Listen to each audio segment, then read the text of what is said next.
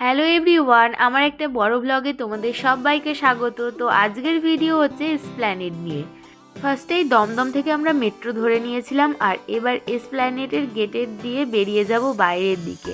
এখানেও আমরা কনফিউশনের মধ্যে পড়েছিলাম, কারণ এর আগে আমরা এইভাবে আসিনি মেট্রো লাইন ধরে, কখনো বা বাসে বা ট্রেনে এইভাবেই এসছিলাম।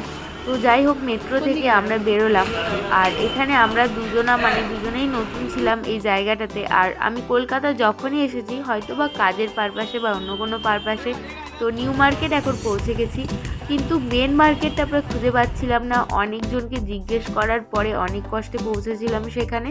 ইউজুয়ালি আসা হয় না, তাই জন্যই প্রবলেম হয়েছিল। তারপরে একটু ফুচকা খেয়ে নিয়েছিলাম, কারণ শুনেছিলাম এখানকার ফুচকা নাকি অনেক টেস্টি হয়। আর কিছু জিনিসও নিয়ে নিয়েছিলাম টুকটাক, যেমন এই ব্যাগটা নিয়েছিলাম, আরও অনেক কিছু নিয়েছিলাম।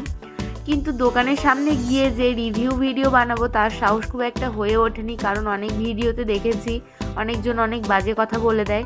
ভিডিও চক্করে বাজে কথা শুনতে আমি নারাজ।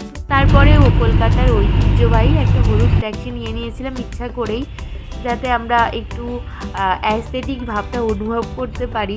তো সেটা নিয়েই আমরা দমদমের দিকে যাচ্ছিলাম। আর এখানে আমরা খুবই টায়ার্ড হয়ে গেছিলাম, সারাদিন ঘুরেছিলাম এক্সামের পর। তো তারপরে আমরা পৌঁছালাম দমদমে। তো এখন রুমে যাই। তো আজকের মতো বাই।